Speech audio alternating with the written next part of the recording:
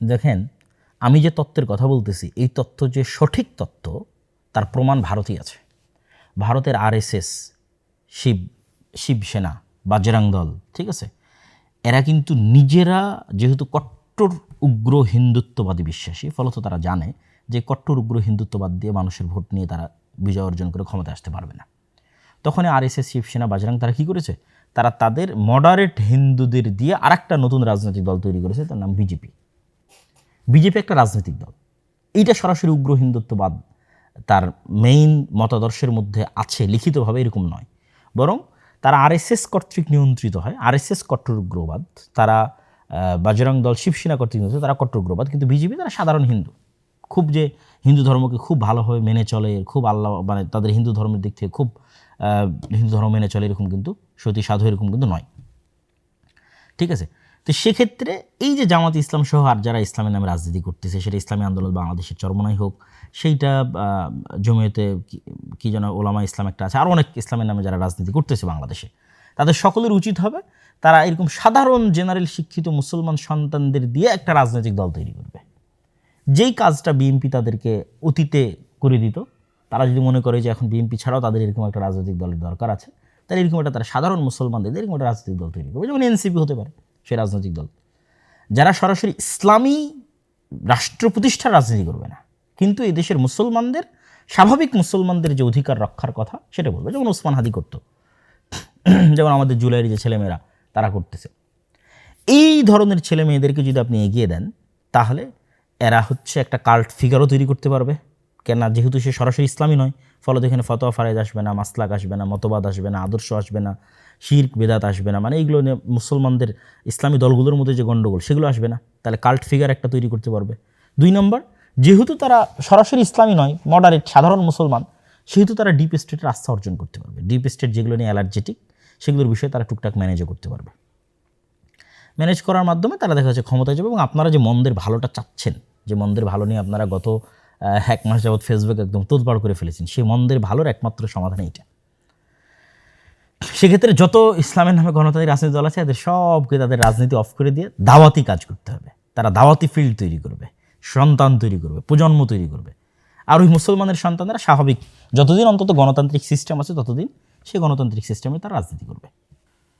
একজন ব্যক্তিকে charismatic leadership মেনে তার অধীনে জোয়ার তৈরি করা, ক্যারিশমাটিক লিডারশিপ ছাড়া পৃথিবীতে শুধু গণতান্ত্রিক রাজনীতি নয়, কোনো বিপ্লবী কোনোদিন সাকসেসফুল হয়নি, কোনো বিপ্লবী কোনোদিন সাকসেসফুল হয়নি। তো ক্যারিশমাটিক লিডারশিপ যার কাল্ট ফিগার, আপনারা যারা ফ্যাসিজমের বিরুদ্ধে বলেন তারা বলেন যে কোনো কাল্ট ফিগার যেন তৈরি না হয়, কিন্তু আসলে কাল্ট ফিগার তৈরি না করলে আপনি রাজনীতি করতে পারবেন না। তাহলে আওয়ামী লীগের জন্য কাল্ট ফিগার কি? শেখ মুজিবুর রহমান।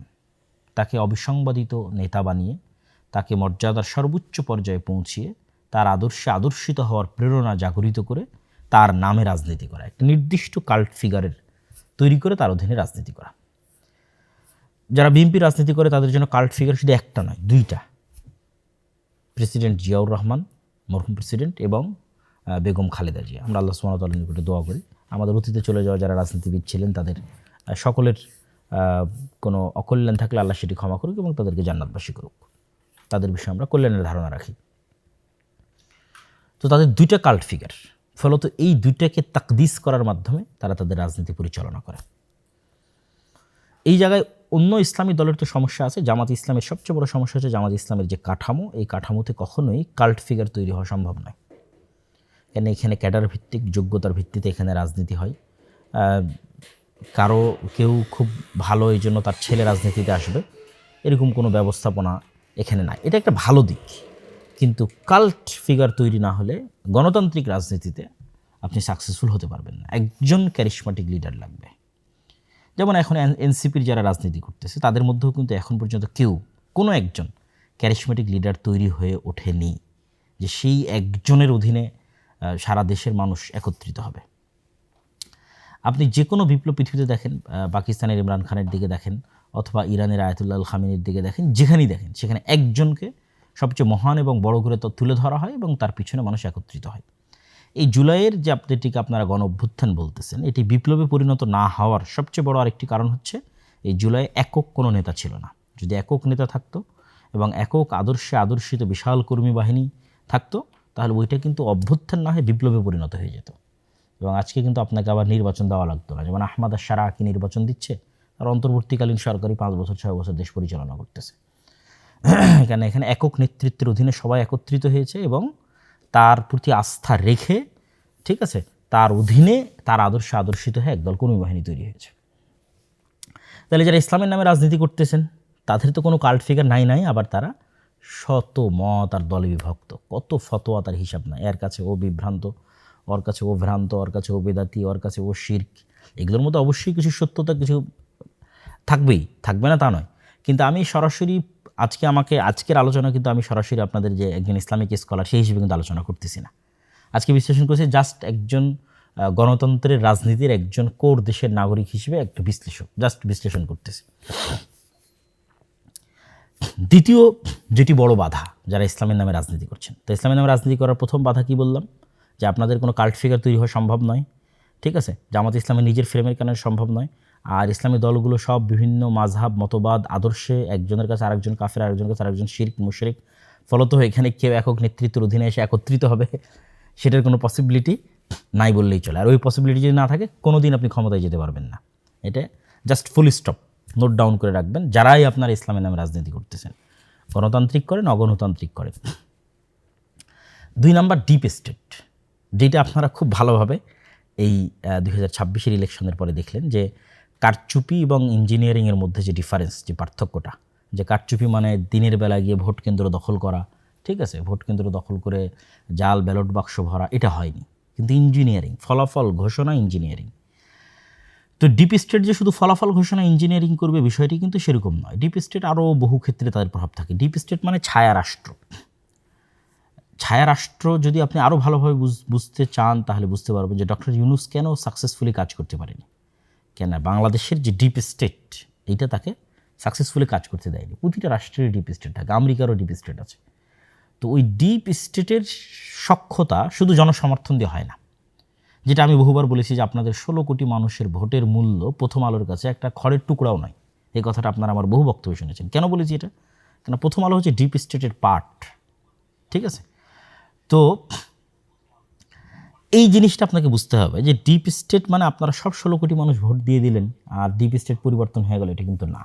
ডিপ স্টেট মানে বহু বাইরের এমবেসি, তাদের সাথে যোগাযোগ, দেশের মধ্যেকার অসংখ্য প্রতিষ্ঠান যেমন আর্মি, সেনাবাহিনী, ঠিক আছে, এস্টাবলিশমেন্টের মধ্যে যারা আছে, বড় বড় ব্যবসায়ী, এর মধ্যে মাফিয়ারাও থাকে, ঠিক আছে। এক কথা স্থায়ীভাবে যারা দেশের স্টেক হোল্ডার, বড় বড় শক্তিশালী প্রতিষ্ঠান, মিডিয়া হতে পারে, তো তাদের যতক্ষণ আপনি আস্থা অর্জন না করতে পারবেন বহির্বিশ্বের সেনাবাহিনীর, দেশের অভ্যন্তরের শক্তিশালী প্রতিষ্ঠানের, ততক্ষণ 16 কোটি মানুষ ভোট দিলেও আপনি ক্ষমতায় আসতে পারবেন না। এটা গণতন্ত্রের নিয়ম, গণতন্ত্রের একটা সিস্টেম, আপনাকে আসতে দেওয়া হবে না। এই সিস্টেম, এই কাঠামো যতদিন থাকবে ততদিন এটাই ঘটবে। তাহলে আপনাকে আস্থা অর্জন করতে হবে তাদের। তো সেক্ষেত্রে এখন আপনি বলবেন যে ভাই আপনি তো শুধু হতাশ করেন গণতন্ত্রের বিষয়, তাহলে যারা গণতন্ত্রের রাজনীতি করতে চায় তাদের কি কোনো আশার জায়গা নাই? আছে। যারা গণতন্ত্রের রাজনীতি করতে যান তাদের জন্য আজকে আমি নিরেট একদম খালেস অন্তরে একটা পরামর্শ দিই, গণতন্ত্রের রাজনীতি করেন। ইসলামের নামে গণতন্ত্রের রাজনীতি করলে কোনো দিন সাকসেসফুল হতে পারবেন না। ইসলামকে শুধু দাওয়ার জায়গায় রাখেন, শুধু দাওয়াতের জায়গায় রাখেন। এবার রাজনীতি করেন, আপনি বলবেন তাহলে তো আপনি ইসলামকে রাজনীতি থেকে দূরে করে দেন। দূরে করতেছি না, আপনি তো মুসলমান। যারা বিএনপির জয়লাভ করলো তাদের মধ্যে কয়জন হিন্দু আছে? আপনি খুঁজে দেখেন, দেখি কয়জন হিন্দু আছে। জামাতের তো একজন হিন্দু ছিল।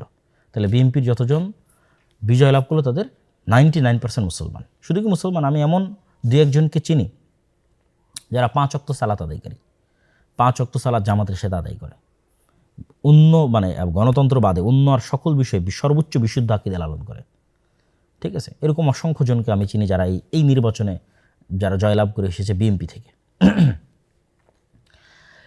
তাহলে আমি কি বলতেছি, আপনি গণতান্ত্রিক রাজনীতি করতে পারবেন, কিন্তু ইসলামের নামে রাজনীতি করে আপনি রাষ্ট্র ক্ষমতায় যেতে পারবেন না। তার 1 নম্বর পয়েন্ট আগে বলেছি, কারণ আপনি কাল্ট ফিগার তৈরি করতে পারবেন না, সকল ইসলামপন্থীকে একত্রিত করতে পারবেন না। 2 নম্বর পয়েন্ট বলেছি, আপনি কখনো ডিপ স্টেটের আস্থা অর্জন করতে পারবেন না। ফলত ইসলামের নামে রাজনীতি করে, মানে গণতান্ত্রিক রাজনীতি করে আপনি কখনো ইসলামের নামে ক্ষমতায় যেতে পারবেন না। এটা ফুল স্টপ। তাহলে আপনি তো মুসলমান, আপনি রাজনীতি করতে পারেন। আপনি জাস্ট ইসলামের আদর্শকে নিজের মধ্যে ধারণ করার চেষ্টা করবেন। এই গণতান্ত্রিক সিস্টেমের মধ্যে থেকে যতটুকু রাষ্ট্রের উপকার করা যায়, যতটুকু ন্যায় এবং ইনসাফ প্রতিষ্ঠা করা যায়, ততটুকু প্রতিষ্ঠা করার জন্য চেষ্টা করবেন। সেই রাজনীতি আপনি করবেন। যেমন অনেকেই আওয়ামী লীগের তুলনায় বিএনপিকে ভালো মনে করতেন, যে তারা হয়তো ইসলাম পন্থাকে ধারণ করে, তথা একজন মুসলিম এর যে আদর্শ সেটিকে ধারণ করে, তারা টুকটাক ধর্মীয় মূল্যবোধকে ধারণ করে তারা রাজনীতি করে। যেই রাজনীতি আপনারা এরদোগানের দেখতেছেন, যেই রাজনীতি আপনারা ইমরান খানের দেখতেছেন, যেই রাজনীতি আপনারা মালয়েশিয়াতে দেখতেছেন, এগুলো পূর্ণাঙ্গ ইসলামী রাজনীতি নয়। তো এগুলোকে আপনি একটাকেও পূর্ণাঙ্গ ইসলামী রাজনীতি বলতে পারবেন না। এগুলো কি রাজনীতি? এগুলো হচ্ছে ইসলামী ভাবধারায় উজ্জীবিত হয়ে একদল মুসলমানের রাজনীতি। যে মুসলমান পূর্ণাঙ্গ মুমিন নয়, সে ফাসেক মুমিন হতে পারে, ঠিক আছে, তার অন্য কোনো ত্রুটি থাকতে পারে, কিন্তু সে সরাসরি ইসলাম বিরোধী বিদ্বেষী কোনো আইন হোক এটা সে চায় না। আপনাকে আরও ক্লিয়ার করি, মুসলিম লীগের রাজনীতি কী ছিল? মুসলিম লীগ আলেম ওলামাদের দল ছিল নাকি? মুসলিম লীগের মিস্টার জিন্নার বিরুদ্ধে যে পরিমাণ আলেম ওলামা ফতোয়া দিয়েছে ওই সময় 46-47 সময়, যে পরিমাণ আলেম ওলামা ফতোয়া দিয়েছে, এই এখনও সে পরিমাণ আলেম ওলামা এই যারা ইসলামপন্থী নামে রাজনীতি করে তাদের নামে ফতোয়া দেয়নি। আপনি খুলে দেখেন, মুসলিম লীগের সব জেনারেল পড়ুয়া সাধারণ মুসলমান ছেলেপেলে ছিল। 2-1 আলেম ওলামা পরবর্তীতে যুক্ত হয়েছে। মিস্টার জিন্নার কথা পড়া হবে, মিস্টার জিন্নাও আলেম না, আল্লামা ইকবালও আলেম না, এরা জেনারেল শিক্ষিত পড়ুয়া ছাত্র। এরা কী চাইছে? এরা চাইছে মুসলমানরা যেন স্বাধীন মতো বাস করতে পারে। কিন্তু ইসলামী রাষ্ট্র, পূর্ণাঙ্গ ইসলামী রাষ্ট্র কিন্তু তারা চায়নি, প্রতিষ্ঠিতও কিন্তু তারা করতে পারেনি। তারা কিছু মুসলমানরা যেন আলাদাভাবে স্বাধীনভাবে বসবাস করতে পারে। তো সেই রাজনীতিতে এখনও আছে, সেই রাজনীতি বাংলাদেশে এখনও আছে। এই যে জামাত ইসলামকে যারা, জামাত ইসলামের যে জোট, এই জোটকে যারা ভোট দিয়েছে, জামাত এনসিপির জোটকে, আপনি নিশ্চিত থাকেন এটা মুসলিম লীগের ভোট ব্যাংক। তথা 1947-এ যারা মুসলমানদের আলাদা দেশের জন্য ভোট দিয়েছিল, এরাই এই 2026-এ এসে বিভক্ত হয়ে কিছু বিএনপিকে ভোট দিয়েছে, কিছু জামাত এনসিপিকে ভোট দিয়েছে। এটা মুসলিম লীগেরই ভোট ব্যাংক। এবং শেখ মুজিবুর রহমান নিজেও কিন্তু মুসলিম লীগ করতেন, তারপর আওয়ামী মুসলিম লীগ। তো আপনাকে মাথায় রাখতে হবে কি, যে আপনি যদি বাংলাদেশে রাজনীতি করতে চান, আপনি ইসলামের নামে রাজনীতি করে, গণতান্ত্রিক ইসলামের নামে গণতান্ত্রিক রাজনীতি করে ক্ষমতায় আসতে পারবেন না। আপনাকে কিসের রাজনীতি করতে হবে? মুসলমানদের রাজনীতি করতে হবে। যে একজন মুসলমান, সে ইসলামের বিরুদ্ধে বিদ্বেষী কোনো কথাবার্তা বলবে না, সেই সিস্টেমকে, গণতন্ত্রের এই কুফরি সিস্টেমকে মেনে নিয়েই এর মধ্যে টুকটাক ভালো মানুষকে নিয়ে আসার জন্য চেষ্টা করবে, সেই রাজনীতি করবে। তা বলবেন তাহলে এই রাজনীতি কারা করবে?